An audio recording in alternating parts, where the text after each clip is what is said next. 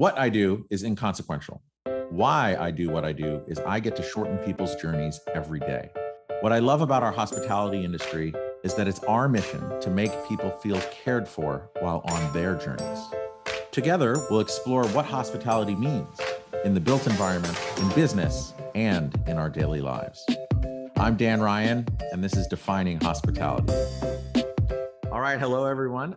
Today's guest is an industry thought leader, talented keynote speaker and event programmer, a former adjunct professor at NYU, a board member of the Long Island Hospitality Association, president of Rouse Media, host of the wildly successful podcast, No Vacancy Live. Ladies and gentlemen, Mr. Glenn Haussman. Hey, man, that was so awesome. Like, who's this guy introducing? I thought you booked me for the show. Well, I did book you for the show. And what I'd like everyone to know, and I know that you and I have spoken about this, but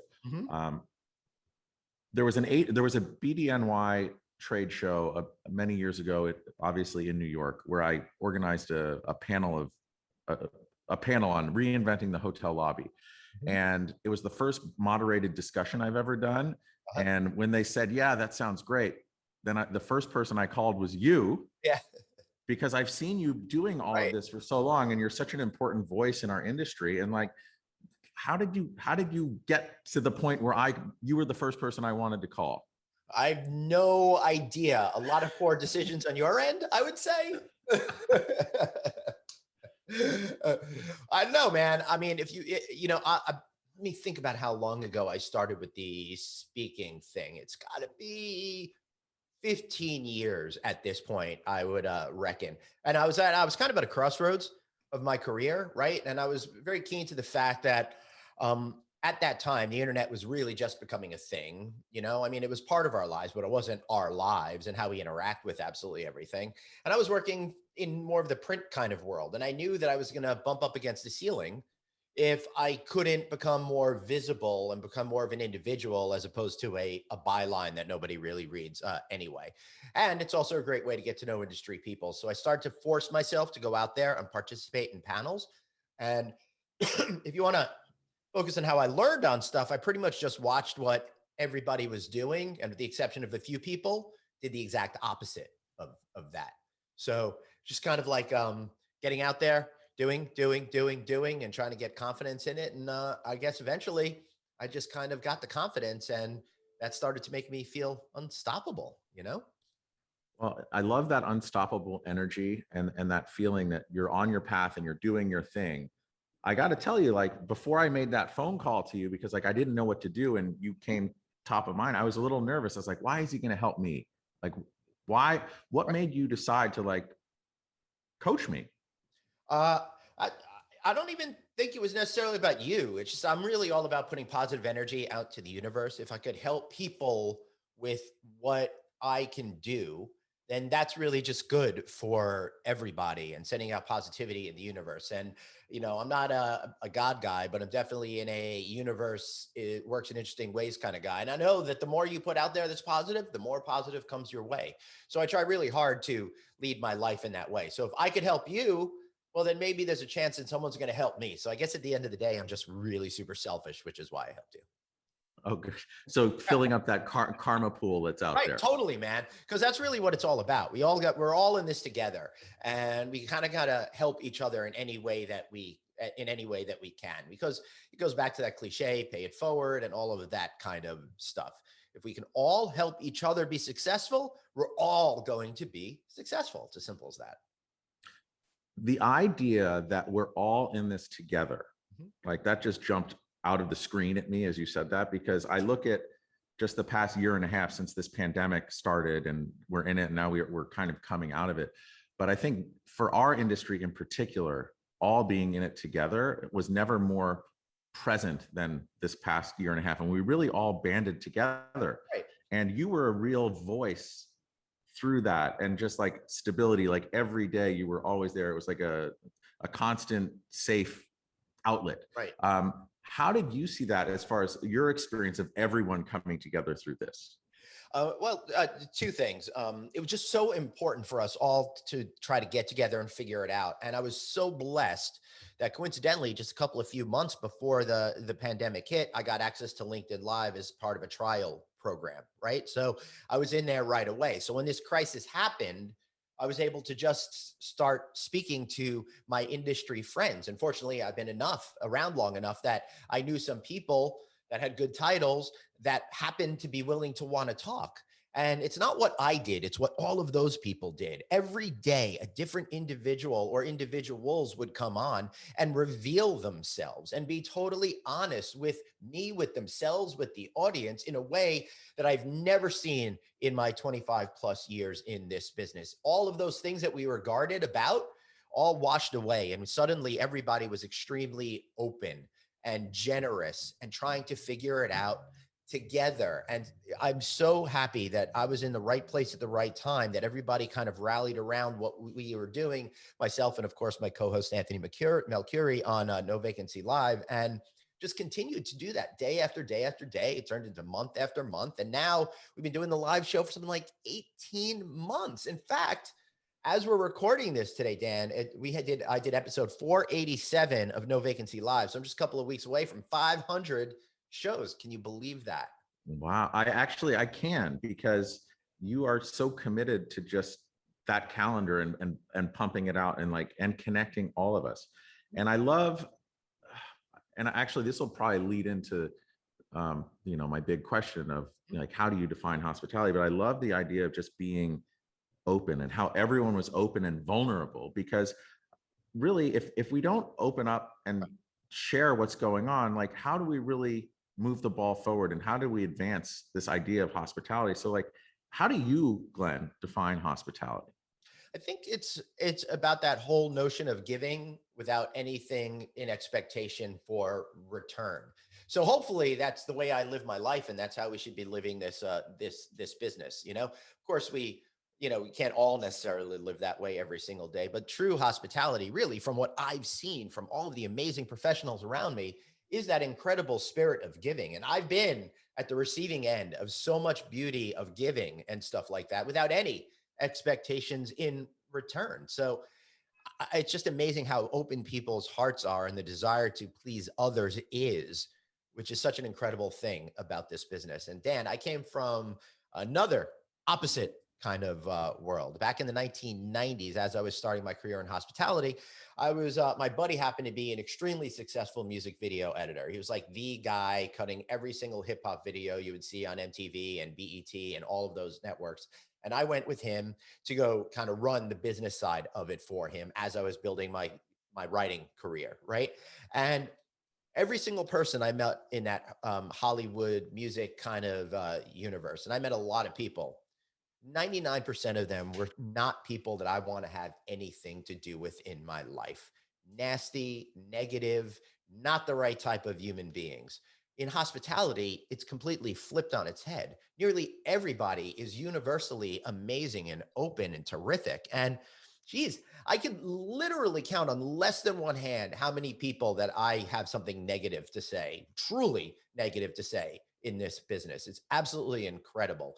And I think it's one of those self-selecting industries that we get into. So I think we're more apt to be more open and sharing. I think we just needed a complete crisis to show it to the world. It's interesting as you're talking about entertainment, I'm thinking, okay, that entertainment, the archetype of that dick, if you will, is that Harvey Weinstein type character. Whereas you look at our industry, if you think about that archetype, sadly, it's, that Arnie Sorensen type, warm, open. Right. And it's if you look at two bannermen for two different industries. Now, obviously it's not 100%, but obviously. Tell me about that. I know that you've interacted with Arnie many times over the years. People like him are just really generous, but all the CEOs on that level are surprisingly generous. Now, I always had a theory about why I would never be a CEO of a major company, because I think people like that strive to that level have to have, and I say this with absolute respect, they have to have a little bit of a-hole in them, something that I don't have enough of. I say that as a compliment, because I sometimes get run over because I'm not able to put up certain barriers, and I'm not able to be more aggressive, and I haven't been able to achieve XYZ things I've made myself believe I needed to achieve in order to feel good about myself, right? But those people those men and women don't have that same type of thing. So they're able to achieve more. So I walk into it thinking that they're going to be a little bit more rough edge, a little bit harder to communicate with, have a different way of looking at things than I do. But then you sit down, you have a drink with these people and you laugh, you have a good time, and they turn out to be some of the most amazing, incredible people. So I don't know. I'm sure there's a little of that still that happens day to day in the office, but I don't really see that. And I've seen all of these amazing CEOs, especially the ones that started at the property level, how they're just so open and amazing and wonderful. But I guess they're very clear on their goals. And speaking about the ones who start at the property level, it's really like you can't really know someone else until you've walked a mile in their shoes. And I got to say, talking to those guys who started as a baggage handler and then became CEO, it's amazing because they see the whole picture. It's incredible. What it takes to accomplish something like that is not something that I'm either capable of or had any desire for, right? So I am amazed by the men and women who have been able to achieve that sort of a thing. It's pretty incredible. But it also shows that anybody can do it. Just because they happen to be making a gajillion dollars a year compared to what people at a hotel level might be making, or it seems like it was easy for them to get there. That journey is filled with so many struggles and challenges along the way. Anyone that can make it all the way from delivering bags or cleaning rooms or, checking in people at the front desk, they should be just commended for that alone. I agree. And going back to that, it's that experience, it's that empathy. They know what it's Right. like, but they also know the path and the journey that they're taking their company on. Totally. And I think a lot of that has to do with just making other people feel comfortable around them and around you. Right. So, and much in the same way as when I was nervous calling you to say, oh, how do I do? Like, what do I do? And you're like, it's all about energy. Just be positive. When things get off track, just kind of gently bring it back. But you gave me such great advice, but really there was a way that you just made me, as nervous as I was calling you, to feel super comfortable. Wow. So like, how do you make others feel comfortable in that sense? Like, how do you do it? Like, especially when guests are coming on as well. Sorry. When guests are coming on and maybe he've never done this, like, how do you make them comfortable and at ease? I don't know. I know it sounds weird, but I just try to be authentically myself and you show interest in people, show positivity towards people, and they will feel comfortable. If I'm genuinely interested in you as a human being and you, Dan, sense that I'm genuinely interested, then you're going to relax. You're going to be more yourself, and you're going to therefore be more open and honest. I've been very fortunate to have a lot of people after the show go, I never thought I would tell you that, but they wanted to. They just are usually more guarded in situations. So if you just make people feel loved and heard, I think then that translates into, creating great content when we're on air or creating great relationships or helping you move your career along. Where do you think you learned that? I never thought about that before. I don't know. I just always just try to make people feel comfortable. I think it's one of those things that go so far back in my life that I don't really have a defining moment for it. When I was a kid, I was always kind of that connector with my groups of friends. I had these friends here, those friends there, the friends out there, and I'd bring everybody together and we do all of that kind of thing. And I think that nature of bringing people together and wanting to be that conduit probably led me on a subconscious level to learn those communication methods through practice at a young age without even visualizing and verbalizing it. So in a way, you just feel like you were wired that way, and just through life, you figured, because you're like the Pied Piper trying to bring people together. But it's always a refining process, because when I first started, it's very easy to think. And again, this is like younger people, they look at older people and they think everyone's got it all figured out, right? When I was a kid, I thought adults had it all figured out. Now I'm an adult and I realize nobody's got it figured out. Well, I'm sure there are a few of you out there, but for the most part, we're all just faking it. What I think what happens is that we all just assume it's easy. But early on in my career, I was super, super scared. I was intimidated. I was uncomfortable. I was all of those negative things. But when I would have the opportunity to talk to these people at a high level, while they certainly hadn't accepted me as an equal, they were open and generous with their spirit that allowed me to interview them and not feel intimidated or nervous or insecure about who I am or my skills as a professional. And over time, doing it enough, I became more and more and more and more comfortable to the point where I am right now, where I can meet absolutely anybody on this planet. And I don't care who you are or what your title is or whatever it is. It's like no big deal. And I can talk to you like we're hanging out at the bar with my friends. But that took a lot of years and talking to a lot of people that you're supposed to be intimidated by. So thinking about from that Pied Piper kid of getting people together to where you are now and that whole journey. And then you said the word process, like walk us through some of your process. Like how did that process evolve and like, what is it? What does it mean to you? What do you mean by what context in process? Well, when you said process, what I thought is like, okay, so you have all this programming, you've built out this thing, you've built out your who you are, and you can just kind of plug and play. Is there a process to that? Yeah. Obviously, you have your gear, you have your sense of who you are, but like the technical stuff, you have to have in place. And over the last year and a half in particular, anytime I'm fortunate enough to get somebody to commit to doing advertising with me or hire me for a speaking gig or a consulting gig or whatever it might be, take a little cash, put it back into the gear so I could continue to stay ahead and be able to develop it. On the content side, I live and breathe our incredible business. I've been doing it in our industry since 1996-ish, I think, right? So it's been my whole life. And at this point in my career, I've done many hours in this industry. I just kind of get a sense to what people care about, what people want to hear about. My ears are always open to learn. And I just live under the motto of be curious. If you are curious and you are that open personality, all of that will come together when you're creating content to always have something interesting or great people you can talk to.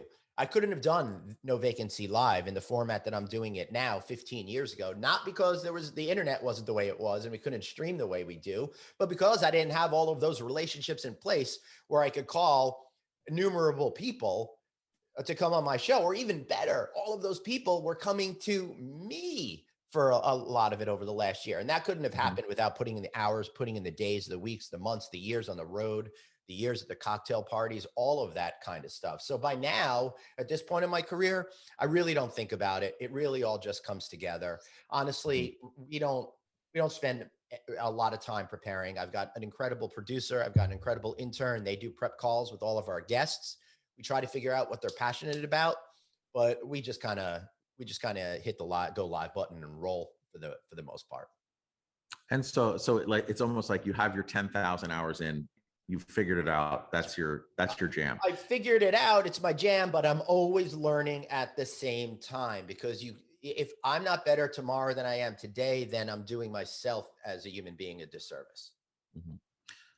With all of the people and the relationships that you've nurtured over the years to help you, because we all stand on the shoulders of those absolutely we learn from, right? Yep. How do you nurture those relationships? Poorly. Tell me about that. How would you like to then? I could do more interactions with people other than in person. I probably could be better at sending emails, checking in on people, making phone calls to see how people are, texting more with people. But the truth of the matter is I'm really an introverted person. I'm really super happy when I'm alone and I don't have to talk to anybody or do any communicating. And I kind of feel like I'm either on stage a lot of times or just completely off stage. And I have to get better at the off stage part on still being engaged and interested in people. I'm lucky that I get to have these people on my show and have meaningful interactions with them, which in a lot of ways substitutes for that I'm lacking, but I could definitely be doing a better job at that. I'm totally surprised to hear you say that you're an introvert. Oh, totally. 100%. Wow, that's surprising. So like, just to hear it correctly, like you're out there, you're interviewing, it's extrovert, then you can go to introvert, but you'd like to work on more of your ambivert, that middle ground area. Yeah. I'm like either, mostly everybody sees me. They're like, you have a lot of energy, blah, blah, blah, this, that, the other thing. That's when I'm out with people, but it really saps me a lot. And when I get home from an event, when I get back from XYZ, I'm pretty exhausted, and I need serious alone time to be able to recuperate from that and then be able to go out and do it again. It's almost as if you're putting so much energy out there Right. that you need to recharge.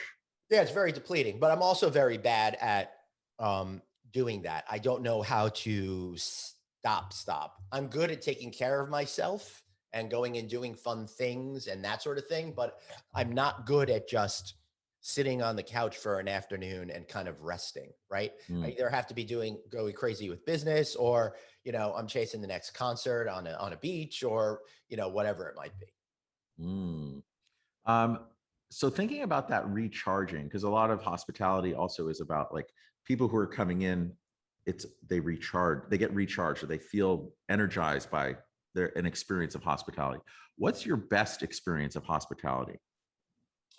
I don't think there's one experience that rises above all, but I will say what I love about this is the incredible generosity that I've been on the receiving end of, you know, um, people, inviting me into their hotels to stay on a complimentary basis, the opportunity to eat incredible foods that chefs are happy to prepare for me. Things like that they just blow me away, that people could be so nice like that.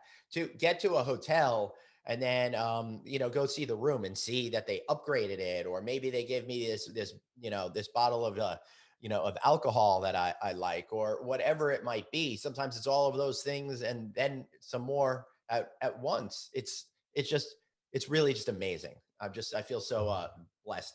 I mean, dude, let me tell you the best. I've got the best story ever. Okay, Right? good. It's the Bring best, it. most generous thing that I just realized. I totally forgot, because it was 17 years ago. My kids were born premature, and my wife's mom was dying of a brain tumor at that time. Ooh. Mm. And we were spending a lot of time in Philadelphia, where she was. My wife got an infection, and they needed to do emergency surgery in Philadelphia to get those babies out so they wouldn't be harmed. And they were stuck there in a hospital in Philadelphia with her dying mom nearby for 2 months. The entire hotel industry at the time, all the PR people were so amazing. And each of the major hotel companies, they gave me like 1 week in this hotel and 1 week in that hotel and 1 week in another branded hotel. And everybody took care of me. And that made an indelible mark on me, I think, ever since then. Though I forgot it when you asked the question that was there. But how incredible is that they saw somebody that hopefully that they had high regard for in a crisis, and everybody jumped in on their own to help me out in such an incredible and meaningful way. And it made all the difference. That just touches back on that idea of generosity, openness, and just filling that karma pool again. That's right. Mm-hmm. Yeah. Maybe I've been paying that debt back for the last 17 years. I don't know, but you just got to keep the love going strong. I think that love is definitely a feedback loop that just helps propel all of us. It is, man. We're old enough now. No insults to you, but we're old enough now to see that. We see it. People that have angry spirits put out such negative energy, and a lot of times surround themselves with other individuals that have those same types of characteristics, right? I try really hard to surround myself, especially as I get older, and realize I don't need toxicity around me, and just try to stay around people that radiate positivity and love and light. That's all. Otherwise, what are we here for? I don't need that crap anymore.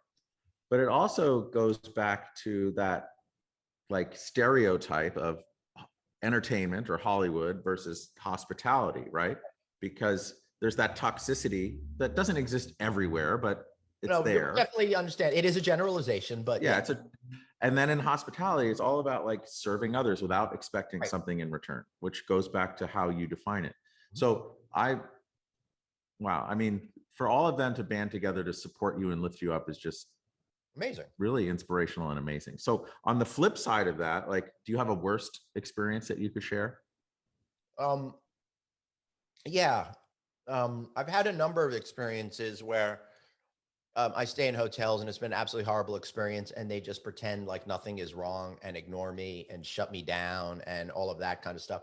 Early on in my career, I had a hamburger and it looked like it had a bite taken out of it, right? I mean, it was room service and stuff like that. And the hotel basically told me to F off, right? So I'm like, what kind of experience is that? I never went back to that place ever since. But it's really frustrating how sometimes those things happen. But typically, Dan, I got to tell you, I rarely have bad experiences. I've had inconveniences, like the worst problems I have is, what do you mean my room's not ready and I have to wait a couple of hours? I have to get lunch now instead of after I put my bags in my room. That's really the hardest I have to get to. And that is a tribute and a testament to the amazing people out there that are making things happen. And 90% of the time when I'm traveling, the hotel doesn't know that I'm connected with the industry or anything like that. So it's just organic. Yeah, it's all about the people, and thinking about the people and kind of what we've gone through and where we're going, like the troubles that we've passed. Do you still see any troubles ahead? Like, is anything keeping you up at night now? No, I'm so tired at the end of the day, I fall right asleep. The problem is staying asleep. So I get up like every 2 hours, but I don't really think about all of that stuff anymore. Mhm. I'm at the point of my life journey where I feel confident with who I am as a human being. And I finally feel confident with who I am as a professional. And that no matter what happens, which I learned in the last 18 months, I will still be able to pay my mortgage. I will still be able to provide for my family. And I'm doing it because I don't give up and putting in the hard work. And I proved that I can work hard and I will continue to work hard. So I've got nothing existential that I'm super worried about at this point. And then as far as not being, so I totally appreciate that as far as not being Yeah. worried about stuff, but like, what do you see as your biggest challenge right now?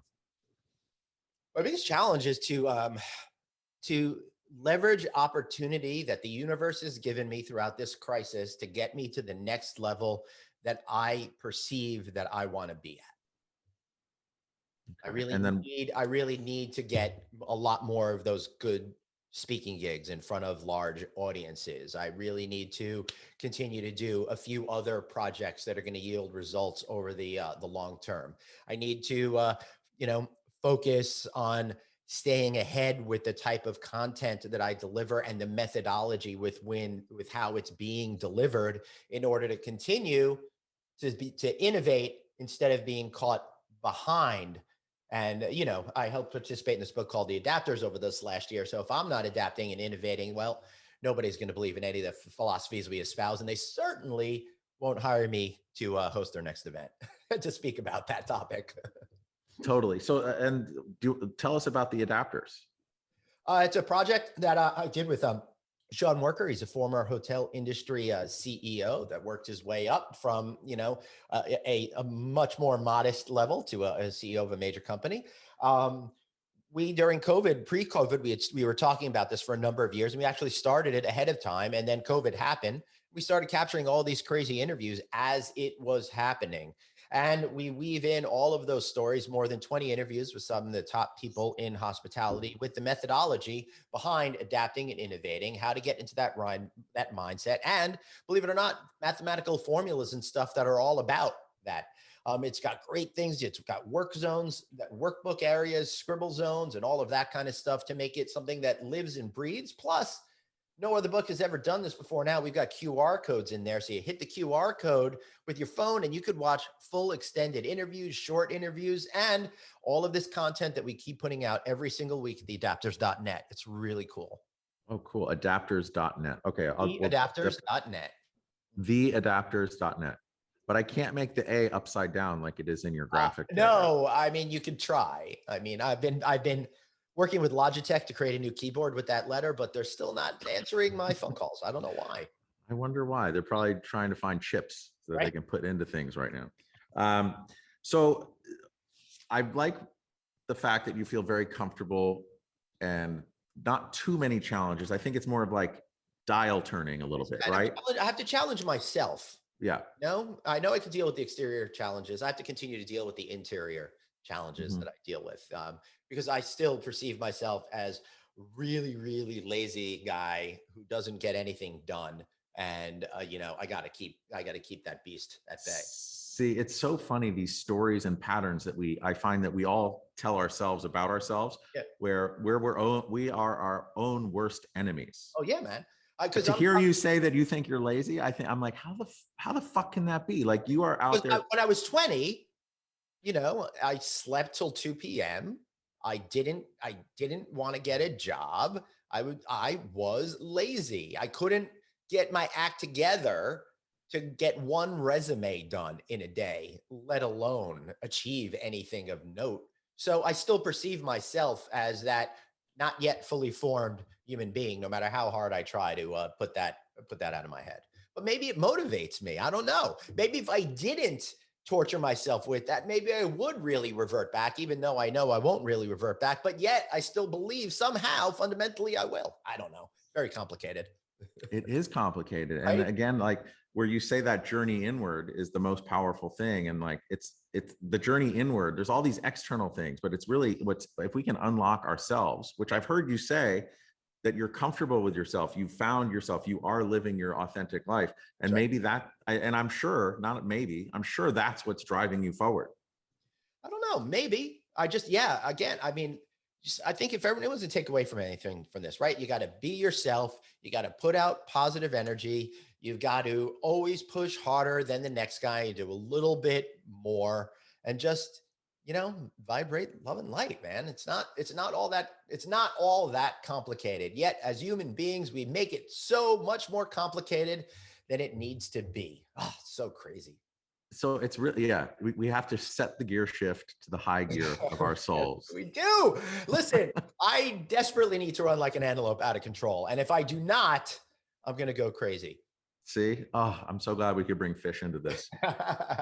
So speaking about Phish and Yeah. just being in our true authentic selves and just running and going, what's exciting you most about the future besides the 3 night stand of Phish you're going to see in Atlantic City? Oh, obviously, the 4 night of Phish run at the end of October, leading to Halloween in Las Vegas. What else is there, Dan? What else is there? So that's your most exciting thing about the future. It's Vegas, Halloween. I know. On a personal level, my kids are going to their senior year this year, so we're starting looking at colleges and stuff like that. So it's exciting and scary and weird all at the same time. I mean, it's amazing that they've gotten to this point. I can't believe we're all old enough that we've gotten to this point. So that's going to be the focal point of my life for the next year or so, and then trying to figure out how to live a different way than I had for the last 20 years. On a professional side, looking forward, I just got to keep continuing to try to be the best that I think I can be and continue to challenge myself and hopefully put myself into situations and handle them in the right way where more opportunity comes my way in the long term and I can just, continue to pay my bills. And then, I have every confidence that that's going to happen. Thinking about our industry, what's exciting you most about our industry going forward?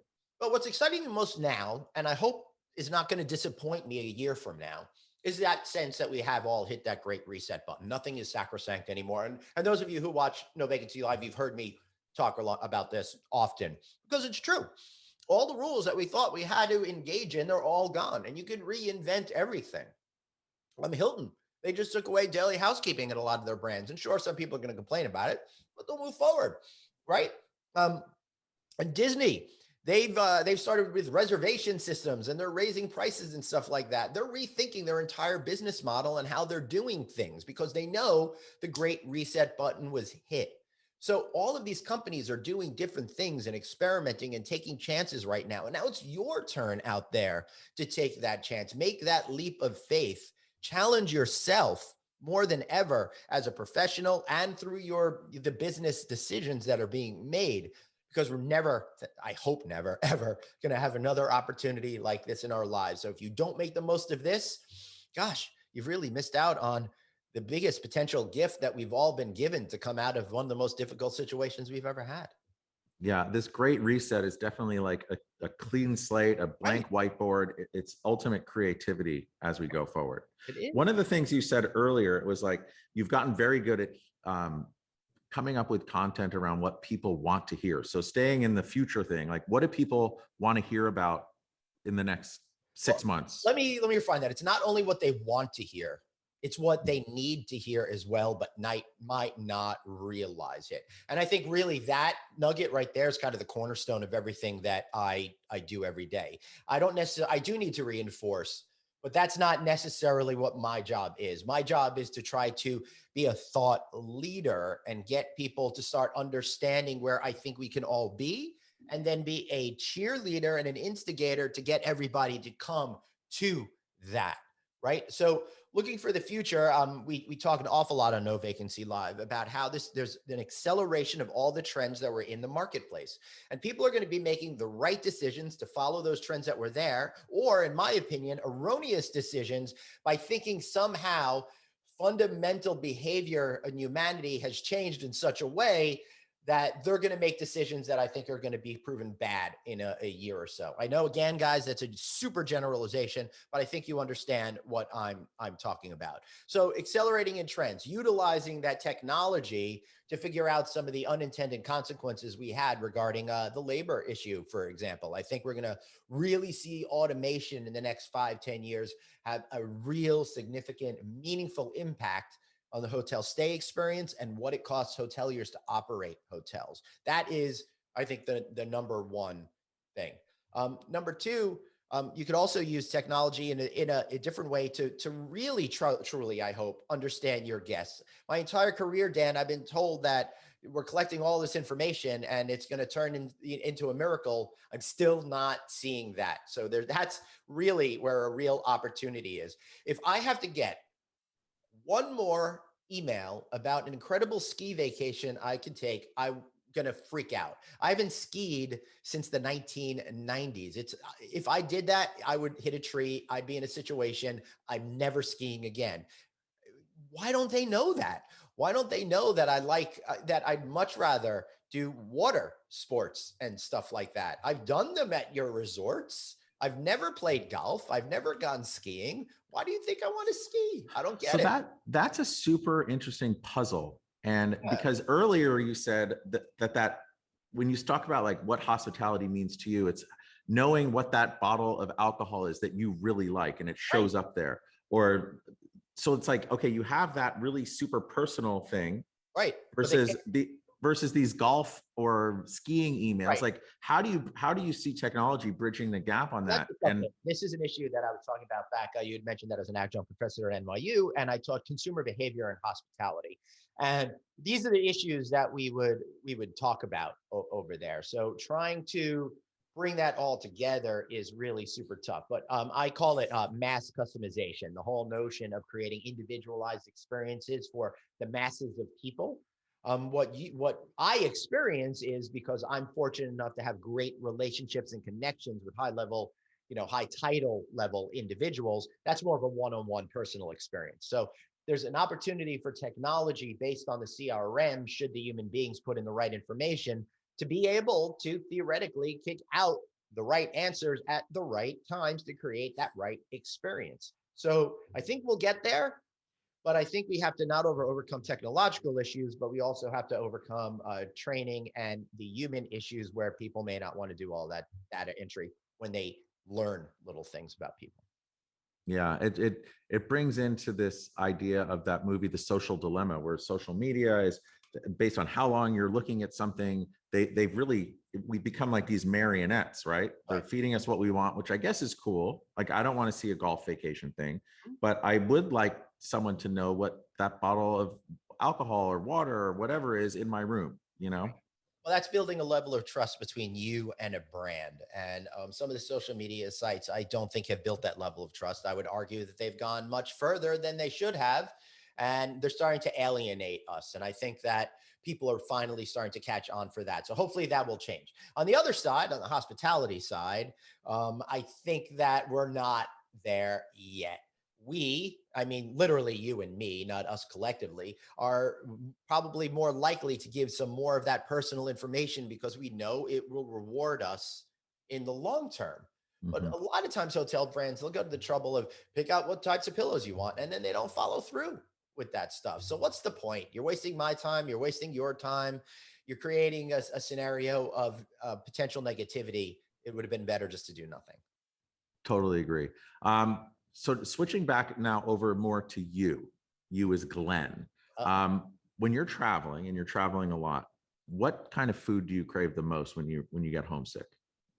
When I get homesick, I love our real New Yorkie Chinese food and pizza and stuff like that, honestly. Yeah, You know, totally. I like the comfort foods. I like the junky foods because when I'm on the road, I'm eating either conference food, which I must commend the industry for continuing to keep crappy now that we're post COVID. So right on for that. So that's always disappointing. But either that, or I'm very fortunate enough to be getting to go to these amazing meals, and those are great, but they're not necessarily what we want every single day. So when I come home, there's nothing better than having that sort of thing. Now, if I'm cooking, then that's a totally different manner. We'll make like chicken wings or stuff like that. We made fried ravioli for the first night, so that was last night for the first time. So that might be our next big snacky snack.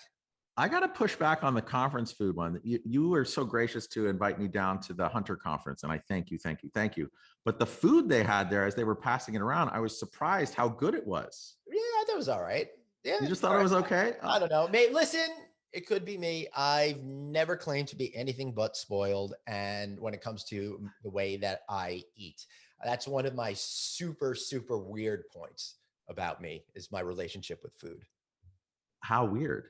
So, okay, let me see. You like good past hors d'oeuvres, really nice, but you also like the junky Chinese paper box I do. takeout. Right. I have all sorts of elaborate rules and regulations that would make no sense to any normal human being. The biggest problem that I have, though, is deciding what we're going to have for dinner every single night. It's a freaking nightmare, and I could waste hours dealing with this before then having to rush to the supermarket to make it happen. If So you were to have a whiteboard and sketch out a Glenn food choice algorithm, what would the main bullet points be I in couldn't the even decision tell you tree? because I will just freak out about the whole thing and my whole mind goes blank. There's not one single piece of element of food that I can think of right now that would be interesting to eat for dinner tonight. It's not good. That being said, after the fried ravioli, I made this lasagna last night that was freaking awesome. If y'all want the recipe, drop me a line. Okay, good. We'll definitely get to that. So let's pretend you went back to you when you're 20 years old, sleeping till 2 o'clock. Okay, Mhm. you show up at that Glenn. You today, Glenn, show up at the 20-year-old Glenn, sleeping till 2. What advice do you give your 20-year-old self? Um, don't let the fear of rejection hold you back. The only thing that is holding you back is yourself and how you feel about yourself.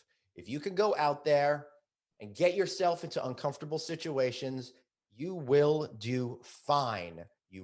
The world won't end. You'll adapt, you'll deal with it and gain confidence. I wish I found my true self earlier in life. It was so difficult to do that. So I think it's held me back from a whole lot for a whole long time. And they say like the best time to plant a tree is either 20 years ago or today. Right.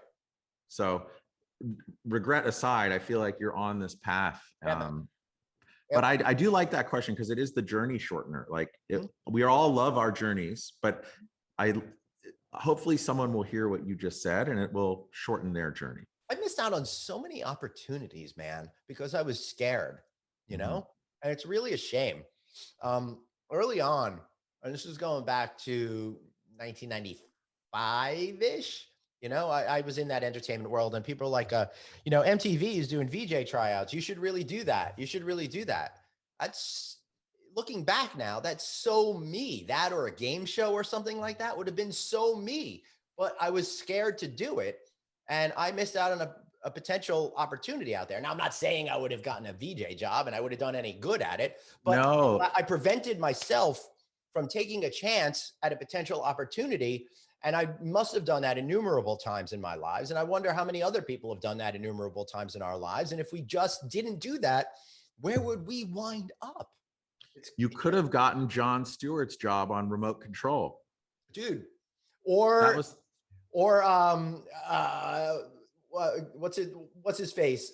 Jimmy Adam Kimmel on Oh. Ben Stein's Money. Win Ben Stein's money. Yes. So that would have been perfect for me. Something like that. So I really wish that I came out of my shell earlier on, because I think I missed a window of so much potential opportunity that I could have had if I just found myself sooner.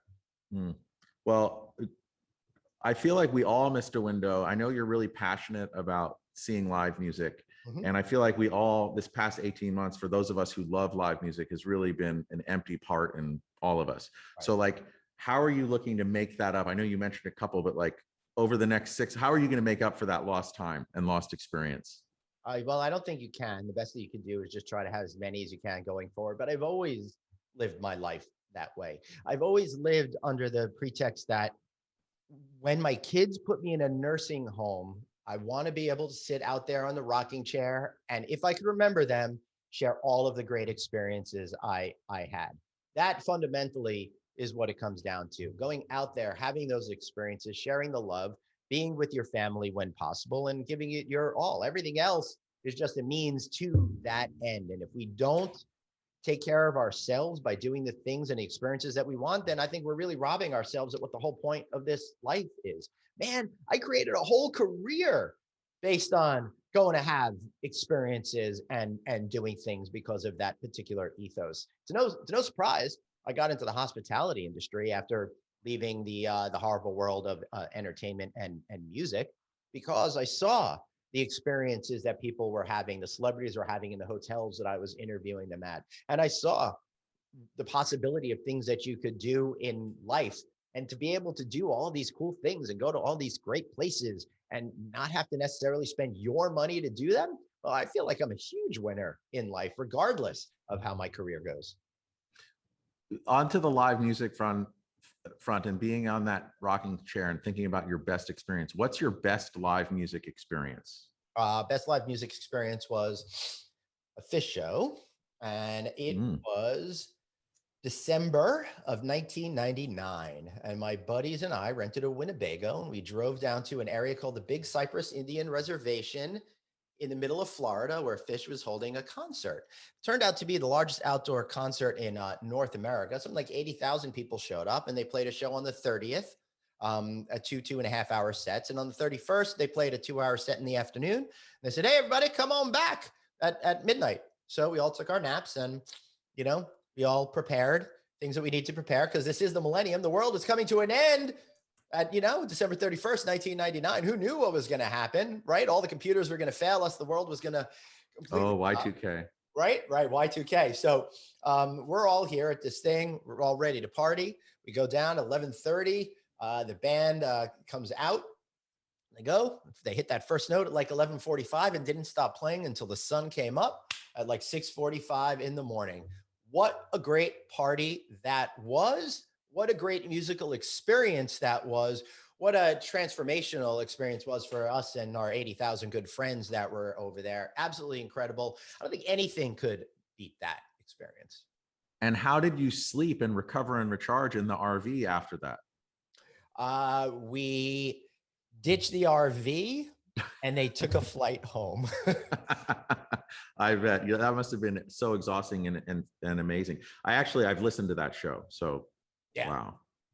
Cool. It was really cool experience. Well, I'm so excited to get out and see live music and be around people. Right. And I just miss it so much. So, hey, Glenn, where can people find you?